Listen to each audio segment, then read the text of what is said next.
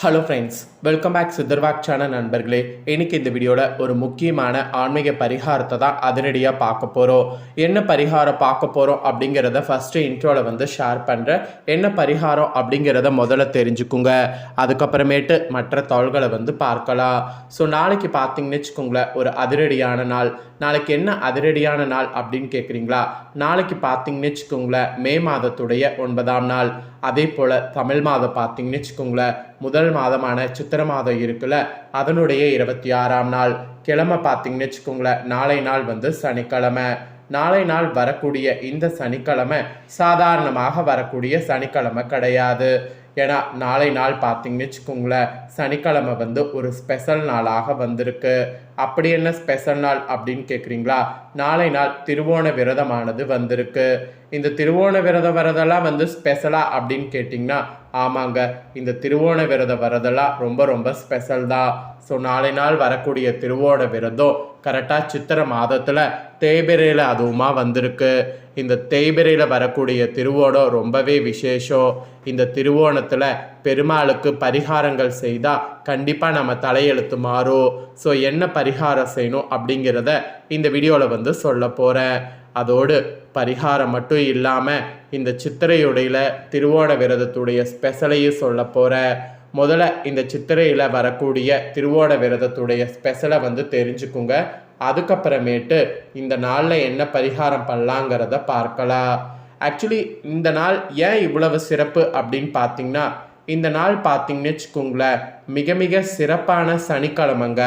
நாளை நாள் சனிக்கிழமை வந்திருக்குங்க. சனிக்கிழமைங்கிறது சாதாரண நாள் கிடையாது. சனிக்கிழமைங்கிறது பெருமாளுக்கு உகந்த நாள். இந்த நாளில் இந்த விரதம் வந்திருக்கிறது ரொம்ப ரொம்ப விசேஷம். அதனால் நாளை நாள் தவறாமல் இந்த பரிகாரத்தை செய்து பயன்பெறுங்க. சரி, பரிகாரம் என்ன செய்யணுங்கிறத வாங்க அதிரடியாக பார்க்கலாம். அதுக்கு முன்னாடி சிறப்புகளை சொல்கிறேன். சிறப்புகளை தெரிஞ்சுக்குங்க. சித்திரையில் திருவோண நாளை முன்னிட்டு நிறைய கோவில்களில் நாளை நாள் சிறப்பு அபிஷேகங்கள் நடைபெறும். ஏன்னா சித்திரையில் வரக்கூடிய திருவோண நாளில் நடராஜருக்கு அபிஷேகம் நடைபெறும். அதுவும் இன்னொரு பக்கம் சிறப்பு என்று சொல்லலாம். நிறைய பேர் இது பெருமாளுக்கு உகந்த நாள் மட்டும்தான் அப்படின்ட்டு நினைக்கிறோம். ஆனால் பெருமாளுக்கு உகந்த நாள் மட்டும் இல்லாமல் சித்திரையில் வரக்கூடிய திருவோணம் மிகவும் சிறப்பான நடராஜருக்கு உகந்த நாளாகவும் கருதப்படுது. நடராஜருக்கு அபிஷேகம் செய்யக்கூடிய நாளாக சொல்லப்படுது. நடராஜர் சிலை எங்கெல்லாம் இருக்கோ அங்கே எல்லாமே அபிஷேகமானது நாளை நாள் நடைபெறும். ஸோ நடராஜருடைய அபிஷேகத்தை பார்க்கறது ரொம்ப ரொம்ப ரொம்ப ரொம்ப புண்ணியம். ஸோ நடராஜர் கோவிலுக்கு நாளை நாள் போய் அபிஷேகம் நடக்கிறத பாருங்கள். கண்டிப்பாக அபிஷேகம் நடக்கிறத பார்த்திங்கன்னா அதில் நிறைய திருப்பங்கள் உங்களுக்கு உண்டாகும். ஸோ அபிஷேகம் நடக்கிறத பாருங்கள். பொதுவாகவே இந்த திருவோண விரதத்தில் விரதம் இருப்பது உண்டாகிறது அற்புதமான பலன்களை உடல் ரீதியாகவே ஏற்படுத்தும். ஏன்னா திருவோண விரதத்தை மேற்கொள்ளக்கூடியவங்க அத்தனை பேருக்குமே பெருமாளுடைய அனுக்கிரகம் கிடைக்கும். இப்போ நீங்கள் திருவோண விரதம் இந்த வீடியோ பார்த்துட்டு மேற்கொள்ள போகிறீங்க அப்படின்னா, முதல் நாள் இன்னைக்கு இரவே உணவு உண்ணக்கூடாது. திருவோண விரத தினத்தில் நாளை நாள் காலையில் எழுந்து குளித்து பெருமாள் ஆலயத்தை சென்று துளசி மாலை சாத்தி தரிசித்து வர வேண்டும். காலையிலேயே துளசி தீர்த்தம் மட்டுமே எடுத்துக்கொள்ள வேண்டும். பெருமாள் பாடல்களை பாராயணம் செய்யணும். மதிய உணவு சாப்பிடும்போது உப்பு சேர்க்காமல் சாப்பிடணும். இந்த மாதிரி விதிமுறைகளை எல்லாமே ஃபாலோ பண்ணும். மாலையில் சந்திரன் வராருல, அப்புறம் சந்திரன் தரிசிக்கணும்.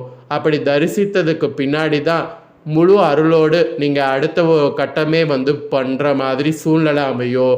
சந்திரதோஷம் இருக்கிறவங்களாம் கண்டிப்பாக நிவர்த்தியாக இதெல்லாம் கண்டிப்பாக ட்ரை பண்ணும். நல்ல இனிமையான வாழ்க்கை அமையவும் நீங்கள் விரதம் இருக்கிறது ரொம்ப ரொம்ப அவசியம். திருவோண விரதம் இருப்பதால் கல்வி செல்வம் மற்றும் பொருள் செல்வம் அனைத்தும் பெருகும். திருவோண விரதத்தில் நாம் இறைவனுக்கு நைவேத்தியம் செய்வது எது வேணாலும் செய்யலாம். அதுலேயும் சுண்டல் பிரசாதமாக பெருமாளுக்கு படைத்தா ரொம்ப ரொம்ப நல்லது. ஸோ இந்த மாதிரி திருவோண விரதம் இவ்வளோ மகிமை கொண்டிருக்குங்கிறத புரிஞ்சு செயல்படுங்க. இப்போ நான் உங்களுக்கு மெயினாக பார்த்தீங்கன்னு வச்சுக்கோங்களேன், பரிகாரம் சொல்ல போகிறேன்.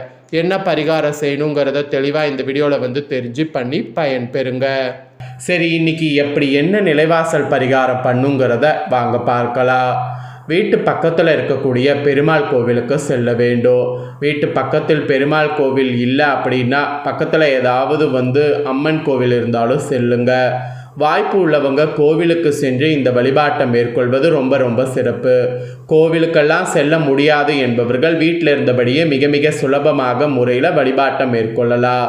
விநாயகருக்கு பார்த்திங்கன்னு வச்சுக்கோங்களேன், எப்படி அருகம்புல் ரொம்ப உகந்ததோ அது போல் பெருமாளுக்கு ரொம்ப உகந்தது துளசி இலை. அந்த துளசி இலைகளை கொண்டு மாலையாக ரெடி பண்ணி அதை பெருமாளுடைய கழுத்தில் கட்டி போடணும். கட்டாயம் பெருமாளுக்கு முன்பாக இன்னொன்று செய்ய வேண்டியது என்னென்னா, ஒரு சின்ன கிண்ணத்தில் பச்சை கற்பூரம் ஒரு துண்டு வைக்க வேண்டும். இது உங்களுடைய பண கஷ்டத்தை அடியோடு நீக்கிவிடும். ஸோ சனி பகவானால் ஏற்படக்கூடிய தாக்கத்தையும் குறைக்கும். உங்கள் வீட்டுக்குள் பணம் வருவதற்கு தடையாக இருக்கக்கூடிய அத்தனை எதிர்மறை ஆற்றலையும் இது உடைக்கும். அதனால் பச்சை கற்பூரமும் வைக்கணும், பெருமாளுக்கு துளசி மாலையும் போடணும். பூஜரையில் இருக்கக்கூடிய அந்த பச்சை கற்பூரத்தை அப்புறம் கொஞ்சமாக எடுத்துக்குங்க.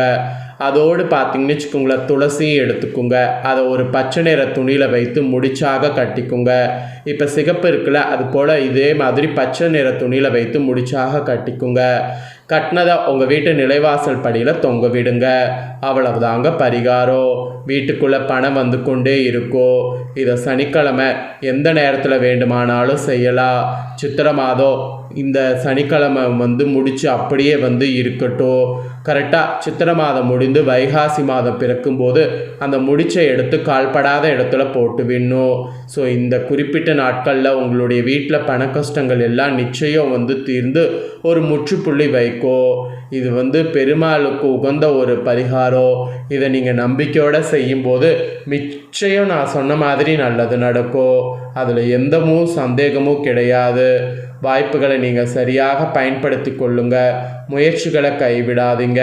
தடைகளை தடுப்பதற்கு இந்த எளிய வழிபாடு உங்களுக்கு கை கொடுக்குங்கிற நம்பிக்கையில் தான் இந்த பரிகாரத்தை உங்களுக்கு ஷேர் பண்ணியிருக்கேன்.